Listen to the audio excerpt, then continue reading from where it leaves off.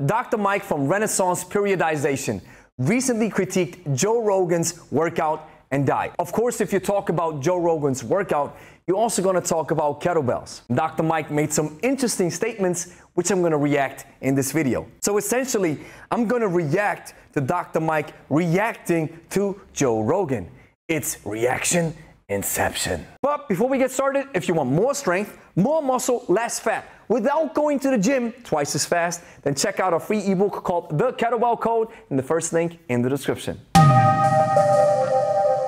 Grüezi miteinander, Gregory von Lebe Stark here. Let's waste no time and jump straight into Dr. Mike's assessment of the kettlebell, which I have a lot to say about. The things that I love about kettlebells is that it promotes functional strength. It promotes the entire body moving as a unit, and that seems to apply very quickly to athletics. Yeah, kettlebells are pretty cool for that. I will say that almost everything kettlebells do well. Barbells and dumbbells do better. If you really like kettlebells, how they make you feel, how the movement is, there's not a goddamn thing wrong with them. But I would say like over-indexing on kettlebells as a first order priority of trying to figure out your fitness, I would say barbells and dumbbells first. Also body weight movements, push-ups, pull-ups, dips, things like that are unbelievable. And also machines are great. I used to have a similar notion about kettlebells. Back when I was deeply entrenched into my bodybuilding training days, I remember how my first intense kettlebell training made me feel. It humbled me down to my knees. I thought I was fit, but that cannonball with the handle completely destroyed my perspective of what being fit really means. And it shattered my confidence. And when I look back, I still remember that after I did this workout with the kettlebell, I told myself, I'm not going to pick up another kettlebell in my life. Now, while kettlebells do have some shortcomings, neither dumbbells nor barbells tap into the cardiovascular component and the strength endurance qualities of the human body in a way that is free from pain and injury, and especially in the midsection where our center of strength resides. This, among many other things, is the forte of kettlebell training. Barbells do not contribute to your cardiovascular strength, and while you can use dumbbells like a kettlebell to a certain extent, your weakest link in the chain, grip strength, will always give out first. Additionally, using heavier dumbbells will quickly turn your hands into hamburger meat. Kettlebells, on the other hand, can be attached to your frame. This means you can add weight to your skeleton without compromising grip strength. This means you can work with a weight for a longer set of time, which turns your workout or this type of training into weighted locomotion. And this gives you additional cardio and strength endurance benefits. The fact that an exercise scientist does not recognize this highlights the reality of how kettlebells are perceived in the fitness sphere.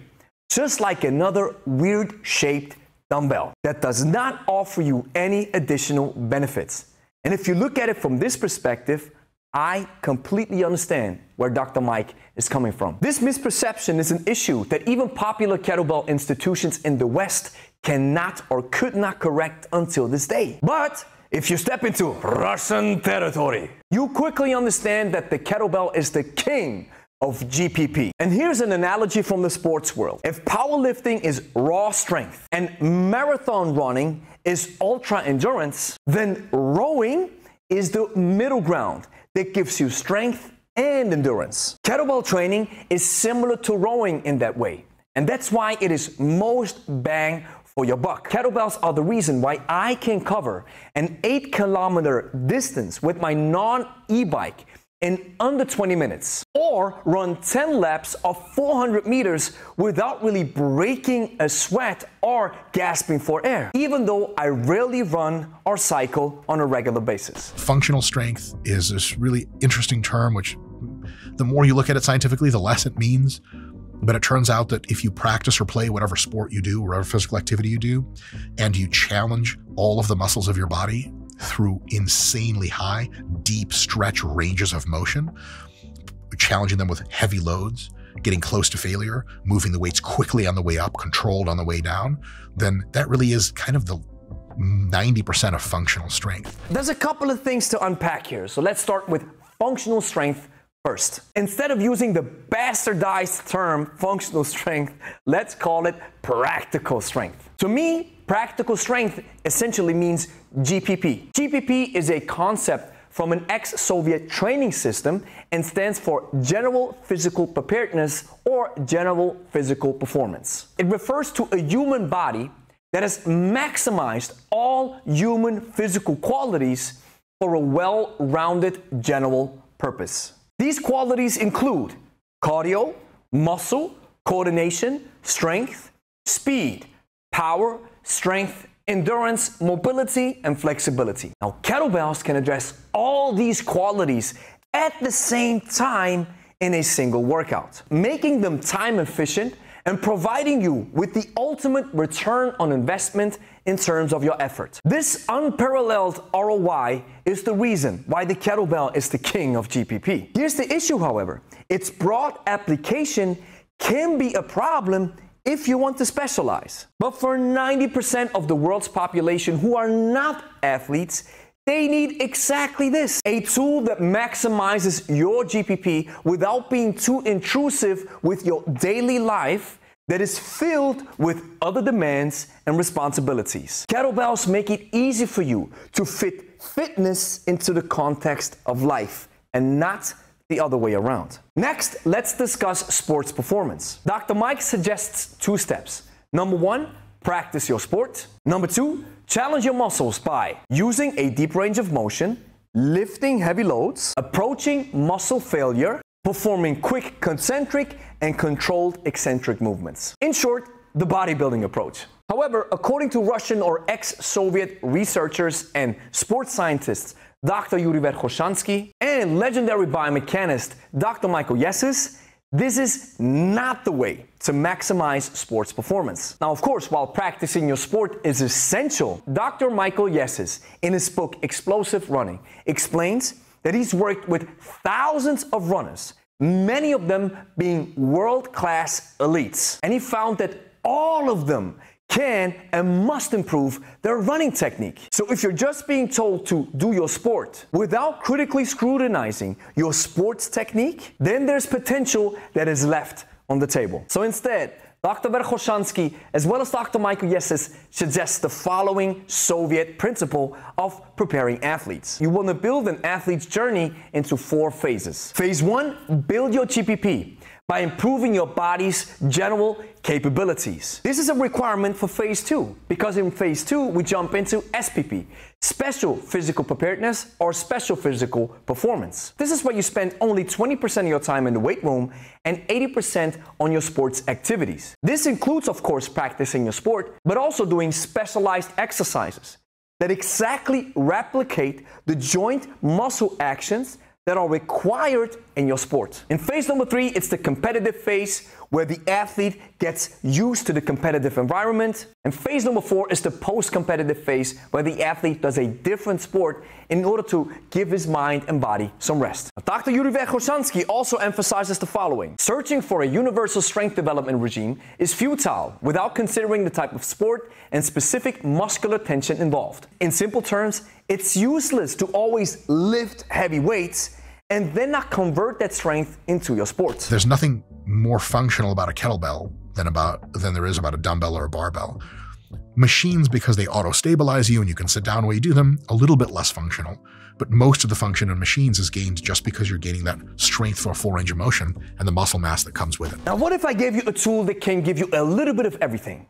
A little bit of cardio, coordination, muscle, strength, speed, power, strength, endurance, mobility, and flexibility.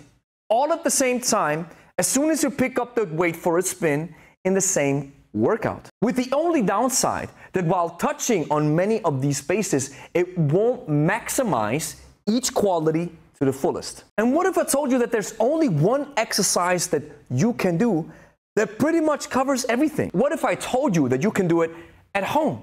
You only need one weight. You can pick it up and train outside. You can live with it in a small space. It doesn't cost very much. It's easy on the joints. It's probably a great solution for your back pain because it strengthens your midsection. It saves time because you don't need to work out for an hour to get awesome and powerful benefits. It burns lots of calories, which might help you in your weight loss journey. It's fun because your brain is engaged into building a skill instead of pushing and pulling in a monotonous way like a zombie. That is the kettlebell. And this to me is the epitome of building high quality, functional and practical strength for your everyday life. But hear me out. It is not the best tool because it doesn't specialize in everything. It is the best generalist's tool. And this is what 90% of the people on planet Earth living today who don't train are after. Barbells, dumbbells, machines, body weight. That's awesome too. These are just different members of the same family. If you want overall the best functional program and you want it really simple, kind of nothing beats bodyweight barbells and maybe a dumbbell here or there. Kettlebells are cool, but they're a little bit more of a limited tool. This is where Dr. Mike reveals his lack of understanding of kettlebell training. And I do not blame him. He's a bodybuilder, not a kettlebell specialist. And like I mentioned in the beginning, kettlebells are completely misunderstood in the fitness sphere. And they still live in this dark and gate-kept dungeon that is only accessible to so-called special units. Now, I appreciate that he mentions body weight, which I believe is also one of the best ways to train your body. However, my recommendation would be quite the opposite. The most functional way to train involves kettlebells and body weight. And while barbells and dumbbells are also excellent tools, from a general fitness standpoint, they do not offer the same broad application that kettlebells do. Turkish get-up is like a parlor trick of lifting. It's not very clear to exercise and sports scientists which system it is the limiting factor for Turkish get-up. The reality is it's probably your lateral delt strength. And it's not even a good way to build lateral delt strength. It just tests shoulder stability. And movements like deadlifts, power cleans, etc. I mean, this is not even a comparison as far as effect. And here's where Dr. Mike and I completely agree. The Turkish get-up is a circus exercise. That's the reason why I started calling it the circus get-up. It's a feat of strength that came up back in the days of the old-time strongmen. It was to impress people. It was a circus feat. It was to make money, to entertain people, and it doesn't serve any additional benefits at all. Nobody on God's green earth can tell me that the Turkish get-up can give you more benefits than squats, press, swings, lunges, cleans, snatch, or carries. And the time it takes to learn the choreography of the circus get-up is better invested into these powerful exercises that I just mentioned. That being said, the Turkish get-up is still a cool exercise that we also do on a not so frequent basis, but we still enjoy it. But when it comes to high return on your investment, nothing beats the basics. Now here's the upshot of the situation with Dr. Mike. I believe that if I ever get the chance to talk to this man, there will be a massive learning experience waiting for me.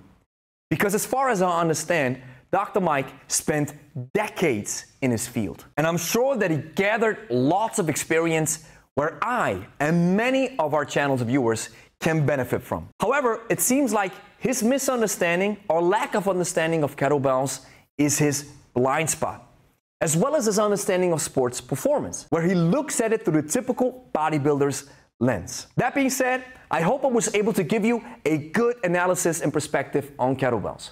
Of course, I'm a little bit biased, but I believe it's one of the best generalist tools. Here's the next thing that you have to do. Clean and press that like and subscribe button. Share with a friend who's also interested in kettlebells. And if you made it this far, check out our ebook called The Kettlebell Code in the first link in the description. I believe kettlebells are awesome, especially for over 40s, 50s, and 60s who don't have a lot of time to train.